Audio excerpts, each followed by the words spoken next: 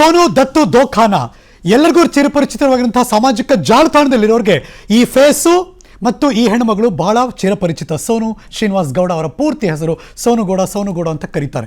Reels ಮೂಲಕ ಬಹಳ ಸುದ್ದಿ ಮಾಡಿದವರು, ಹಲವಾರು ಕಾರಣಗಳಿಂದ ಅವಾಗ ಸುದ್ದಿಯಲ್ಲಿ ಇದ್ದವರು.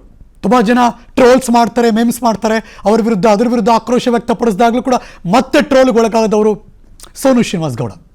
ಈಗ ಮಗುವನ್ನ ದತ್ತು ತೆಗೆದುಕೊಂಡಿದ್ದೀನಿ ಅಂತ ಹೇಳಿಕೆ ಕೊಡುವ ವಿಚಾರದಿಂದ ದೊಡ್ಡ ಸುದ್ದಿ, ಪ್ಲಸ್ ಕಟಕಟಿಯಲ್ಲಿದ್ದಾರೆ, ಪೊಲೀಸ್ ಕಸ್ಟಡಿಯಲ್ಲಿದ್ದಾರೆ. ಆದರೆ ಎಲ್ಲೋ ಒಂದು ಕಡೆ ಆ ಪೋಷಕರು ಅದ್ರ ಬಗ್ಗೆ ಮಾತಾಡ್ತಿದ್ದಾರೆ, ಏನಾಯಿತು ಅಂತ ಎಕ್ಸ್ಪ್ಲೇನ್ ಮಾಡ್ತಿದ್ದಾರೆ. ಸೋನು ಶ್ರೀನಿವಾಸ್ ಗೌಡ 10 ಲಕ್ಷ ರೂಪಾಯಿ ನಿಮಗೆ ಕೊಡ್ತೀನಿ, ನನ್ನ ಮಗು ಕೊಟ್ಬಿಡಿ ಅಂತ ಕೇಳಿದ್ದು ಉಂಟು.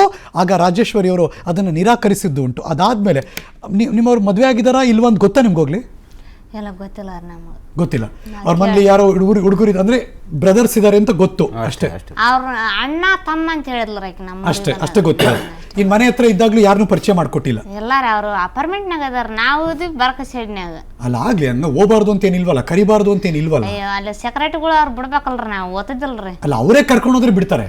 ಎಲ್ಲ ಅವ್ರು ಕರ್ಕೊಂಡೋಗಿಲ್ಲ, ನಮ್ ಸೇವಂತಿನ ಕರ್ಕೊಂಡು. ನಿಮ್ ಸೇವಂತಿ ಹೇಳಿಲ್ವಾ ಮನೆಯಲ್ಲಿ ಇವ್ರಿದ್ರು ಅವ್ರಿದ್ರು ಇವ್ರೊಬ್ರೇ ಇದ್ರು ಅಂತ ಹೇಳಲ್ವ? ಇಲ್ಲ, 2 ನಾಯಿ, ಸೋನಕ್ಕ ಮತ್ತೆ ಅವ್ರ ಅಮ್ಮ ಇದಾಳ ಅಂತ ಹೇಳಿದ್ಲು. ಅವ್ರ ತಾಯಿ ಇದಾರೆ, ಇನ್ನೊಬ್ರು ತಾಯಿ ಇದಾರೆ. 2 ನಾಯಿ ಅಂದ್ರೆ ಸೋನು ಅವ್ರು ಸಾಕಿರೋ ನಾಯಿ, ಸೋನ ಅವ್ರು ಸಾಕಿದ್ರ ನಾಯಿ ಇದೇವಂತ 2. ಓಕೆ. ಆಮೇಲೆ ಇನ್ಯಾರು ಇಲ್ಲ? ಯಾರಿಲ್ಲ. ಮತ್ತೆ ಇವ್ರು ನಮ್ಮೂರಿಗೆ ಬಂದಾಗ ನಮ್ಮ ತಮ್ಮ ಈತ ನಮ್ಮ ಅಣ್ಣ ಆಂಟಿ ಅಂತ ಹೇಳಿದ್ಲು ನನಗೆ. ಒಬ್ರು ತಮ್ಮ ಒಬ್ರು ಅಣ್ಣ. ಓಕೆ. ಅವ್ರಿಬ್ರು ಬಂದಿದ್ರು ಅಷ್ಟೇ? ಅವ್ರಿಬ್ರು 3 ಜನ ಬಂದಿದ್ರು. 3 ಜನ, ಈಕೆ ಬೇಕಿ, ಅವ್ರ ಅಣ್ಣ, ಅವ್ರ ತಮ್ಮ. ಅದ್ರ ಒಬ್ರು ಯಾರೋ ವಿಡಿಯೋ ಮಾಡ್ತಿರ್ತಾರೆ, ಯಾರ ಇನ್ನೊಬ್ರು ಯಾರು ಕಾರಲ್ಲಿ ಇರ್ತಾರೆ. ಕಾರಲ್ಲಿ ಮಕ್ಕಂದ ಇವರೇ ಡ್ರೈವ್ ಮಾಡ್ಕೊಂಡ್ ಬಂದ್ರೆ ಡ್ರೈವ್ ಮಾಡ್ಕೊಂಡ್ ಬರಿದ್ರಾ? ನಾನ್ ನೋಡಿಲ್ಲ, ಗೊತ್ತಿಲ್ಲ. ಮುದ್ದಪ್ಪ ನೀವು ನೋಡಿದ್ರಿ? ಅವ್ರು ಬಂದು ನಿಂತಿದ್ರು ಆಗಲೇ, ನಾ ಆಮೇಲೆ ಬಂದಿವಿ ಬರೀ ಆಂಟಿ ಅಂತ ಹೇಳಿದ್ರು. ಅಲ್ಲ ಮಧ್ಯರಾತ್ರಿ ಇರ್ಲಿಲ್ಲ ಮನೇಲಿ? ನಾವ್ ಮನೇಲಿ ಮಲ್ಕೊಂಡಿದ್ರಿ, ಚಿಕ್ಕ ಮನೆ ಇದೆ, ಅಲ್ಲಿ ಮಲ್ಕೊಂಡಿದ್ವಿ. ಅವ್ರು ಬಂದು ಮಸೂತಿಯಲ್ಲಿ ನಿಂತಿದ್ರು. ಮಸೂತಿಯಲ್ಲಿ ನಿಂತ ಮೇಲೆ ಆಮೇಲೆ ಬಂದಿವ್ರ ಆಂಟಿ. ಎಕ್ಸಾಕ್ಟ್ ಆಗಿ ಇದೇ ಮನೆ ಅಂತ ಗೊತ್ತು ಇಲ್ಲ, ಅವ್ರು ಬಂದು ಅಲ್ಲಿ ನಿಂತಿದ್ರು, ನಾವ್ ಕರ್ಕೊಂಡೋಗಿವಿ ಬಂದು ಅಲ್ಲಿ ಊರ ಹತ್ರ. ಅಲ್ಲಿ ಮಸೂತಿಯಲ್ಲಿ ಅದು ಮೇನ್ ಪ್ಲೇಸ್ ಇದೆ ಸರ್ ಊರಿಗೆ. ಏನ್ ಹೆಸರು? ಮಸೂದಿ, ದೇವ್ರು ಕುಡಿಸ್ತಾರಲ್ಲ ಮಸೂದಿ ಅಂತ. ಎಂಟ್ರೆನ್ಸ್ ನಿನ್ನೆ ನಾವು ಒಂದು ಬೈಟಕ್ ಕೊಟ್ಟಿವಲ್ಲ, ಅಲ್ಲಿ ತೋರಿಸ್ತಾರೆ ನೋಡ, ಮಸೂದಿ ತೋರಿಸ್ತಾರ. ಅದು ಊರು ಗಣಗಳ ಸ್ಥಳ. ಅದು ಯಾವುದೇ ಎಷ್ಟೊತ್ತು 1 ಗಂಟೆ ಆದ್ರೆ 2 ಗಂಟೆ ಆದ್ರೆ ಏನಾದ್ರು ಚರ್ಚೆ ಮಾಡಿದ್ರೆ ಬೆಳಗ್ಗೆ ಆದ್ರೂ ಕೂಡ ಅಲ್ಲಿ ದೇವಸ್ಥಾನದಲ್ಲಿ ಅಲ್ಲಿ ಕುಂತಾಗ ಇವ್ರ ಎಂಟ್ರೆನ್ಸ್ ಅಲ್ಲಿ ಬಂದಾಗ ಇವರು ಫೋನ್ ಮಾಡಿದ್ರೆ ನಾವು ಬಂದು ಕರ್ಕೊಂಡೋದ್ರಿ. ಅದಾದ್ಮೇಲೆ ಅಲ್ಲಿ ಈ ಮದ್ವೆ ಆಗಿಲ್ಲ ಏನಿಲ್ಲ, ಇವ್ರು ಕರ್ಕೊಂಡು ಹೋಗ್ತೀನಿ ಅಂತಾರೆ. ಹಿಂದಿ ಅವತ್ತು ಒಂದಿನ ದುಡ್ಡು ಕೇಳಿದ್ರು, ಈ ಕರ್ಕೊಂಡು ಹೋಗ್ತೀನಿ ಅಂತಾರೆ. ಕಳಿಸ್ಬಿಡಕ್ ಮನಸ್ಸು ಬಂತ? ಅದನ್ನೆಲ್ಲ ಏನ್ ತಲೆ ಹಾಕಿಲ್ಲಲ್ರಿ ನಾವು. ಆದ್ರೂ ಅಲ್ಲಿ ಕೇಳಿದು 1-2-3 ತಿಂಗಳ ಮೇಲೆ ಮತ್ತೆ ಇದ್ದೀವಲ್ರಿ, ಆ ಥರ ಏನು ಮತ್ತೆ ರೊಕ್ಕದ ಬಗ್ಗೆ ಮಾತಾಡ್ಲಿಲ್ಲ. ಆಕಿ ಭಾಳ ಜೀವ ಮಾಡಕ್ಕಂತ ನಾನು ಓದಿಸ್ನ, ನಮ್ಮ ತಂಗಿ ಥರ ಬೆಳೆಸ್ನ ಅಂತ ಕರ್ಕೊಂಡು ಹೋದ್ಲ್ರಿ. ಆದ್ರೆ ನಮ್ಗೆ ಇದು ತಲೆಯಾಕೆ ಬರ್ಲಿಲ್ಲ ರೀ. ಅವ ರೊಕ್ಕ ಕೇಳಲಿಕ್ಕೆ ಕರ್ಕೊಂಡೋಗಿ ಏನ್ ಮಾಡ್ತಾಳ ಅಂತ ತಲೆಯಾಕೆ ಬರ್ಲಲ್ರಿ, ಸುಳ್ಯಾಕೆ ಹೇಳ್ಬೇಕು. ನೀವು ಪರ್ಮಿಷನ್ ಕೊಟ್ರಿ ಮುದ್ದಪ್ಪರ? ಸರ್ ಸಾಲಿ ಓದಿಸ್ತೀನಿ ಅಂತ ಹೇಳಿದ್ಲು. ನಮ್ಮ ಅಣ್ಣವ್ರನ್ನ ಎಲ್ಲರನ್ನ ಕೇಳಿದ್ನೆ, ಈ ಥರ ಸಾಲಿ ಓದಿಸ್ತೀನಿ ಅಂತ ಈ ಥರ ಕರ್ಕೊಂಡು ಹೋಗ್ತಂತ ಬಂದಾಳಪ್ಪ, ಏನು ಮಾಡೋಣ ಅಂತಂದು ಕೇಳಿದೆ. ಒಳ್ಳೆ ಎಜುಕೇಶನ್ ಆಗುತ್ತೆ ಬಿಡು, ಇಂಗ್ಲೀಷ್ ರಜೆ ಅಲ್ಲ, ಹೋಗಿ ಬರ್ಲಿ ಬಿಡು, ಒಂದು ತಿಂಗಳು 2 ತಿಂಗಳು ಈಗ ಬ್ಯಾಸಿ ರಜೆ ಅಷ್ಟೇ ಕಳಿಸಿರೋದು, ಬ್ಯಾಸಿ ರಜೆ ಇದ್ದು ಅದಕ್ಕಾಗಿ. ಎಷ್ಟು ಮುಗ್ದಿರಿದ್ದಾರೆ ನಾಯಕರೇ ಅವರು? ನೋಡಿ ಏನ್ ಗೊತ್ತಾಗ್ಲಿಲ್ಲ ಸರ್ ಅಂತಾರೆ. ನಾನು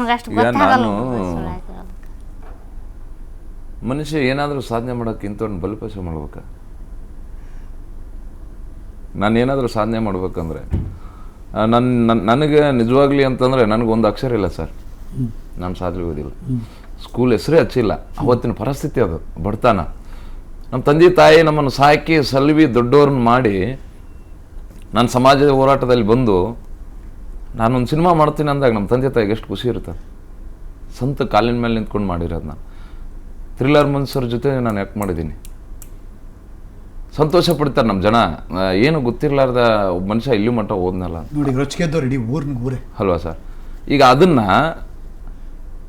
ನಾನು ಸಿನಿಮಾ ಮಾಡ್ತೀನಿ ಅಂತೇಳಿ ನಾನು ಏನಾದರೂ ಬೇರೆ ರೀತಿಯಲ್ಲಿ ಮಾಡಿದ್ರೆ ನನ್ನ ಊರು ಇಮ್ಯಾಜಿನೇಷನ್ ಆಗ್ತದೆ, ಇದಾಗ್ತದೆ.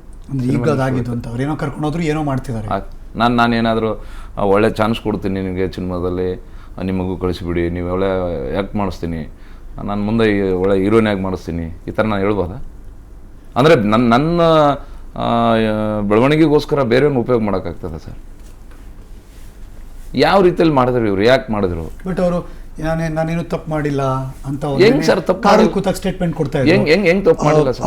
ಆಲ್ ಗುಡ್ ಎನಫ್ ಅಂತ ಮುಂದಕ್ಕೆ ಹೋಗ್ಬಿಟ್ರು. ಇಂಗ್ಲಿಷ್ ಆಲ್ ಗುಡ್ ಅಂದ್ರೆ ಎಲ್ಲ ಗುಡ್ ಓಕೆ ಅಂತ ಹೇಳಿ ಹೋಗ್ತಾ ಇದಾರೆ. ಇಷ್ಟೆಲ್ಲ ನಡೀತಾ ಇದೆ ಅಂತಂದಾಗ ನಿನ್ನ ಅವಶ್ಯಕತೆ ಏನಿತ್ತು ಅಲ್ಲಿ, ನಾನು ದತ್ತಕ್ಕೆ ತಗೊಂಡಿದ್ದೀನಿ ಅನ್ನೋದು, ನಿನಗೆ ಮ್ಯಾರೇಜ್ ಆಗಿಲ್ಲ ಅಂದಾಗ ನೀವು ರೀಲ್ಸ್ ಮಾಡ್ತಾ ಇದ್ರಿ. ನೀವೇನು ನಮ್ಮ ಅಣ್ಣವ್ರು ಇದ್ದಂಗೆ ಏನು ದೊಡ್ಡ ಟಾಪ್ ಇದರಲ್ಲಿ ಬಂದಿರೋರಲ್ಲ. ಸುದೀಪ್ ಸರ್ ಆಯಿತು, ದರ್ಶನ್ ಸರ್ ಆಯಿತು, ಯಶ್ ಅವ್ರು, ಈ ಥರ ಏನು ಕಲಾವಿದ್ರೇನಂತ ನನಗೆ ಅನಿಸಲ್ಲ. ಕಲಾವಿದ್ರೇನಂತ ಅನ್ಕೊಂತೀನಿ. ಬಟ್ ಈ ಇಷ್ಟು ಲೆವೆಲ್ಗೆ ಹೋಗೋಂಥ ಅವಶ್ಯಕತೆ ಇರಲಿಲ್ಲ ಅಂತ. ಅನುಕ್ಷಣದ ಸುದ್ದಿಗಳಿಗಾಗಿ ವಿಸ್ತಾರ ನ್ಯೂಸ್ ಯೂಟ್ಯೂಬ್ ಚಾನೆಲ್ ಸಬ್ಸ್ಕ್ರೈಬ್ ಮಾಡಿ. ಹೊಸ ಸುದ್ದಿಗಳ ನೋಟಿಫಿಕೇಶನ್ಗಾಗಿ ಬೆಲ್ ಐಕಾನ್ ಕ್ಲಿಕ್ ಮಾಡಿ. ಲೇಟೆಸ್ಟ್ ಅಪ್ಡೇಟ್ಸ್ಗಾಗಿ www.vistaranews.com ವೆಬ್ಸೈಟ್ಗೆ ವಿಸಿಟ್ ಮಾಡಿ. ಅಂಗೈಯಲ್ಲೇ ಜಗತ್ತಿನ ಸುದ್ದಿ ತಿಳಿಯಲು ವಿಸ್ತಾರ ನ್ಯೂಸ್ ಕನ್ನಡ ಆಪ್ ಡೌನ್ಲೋಡ್ ಮಾಡಿ.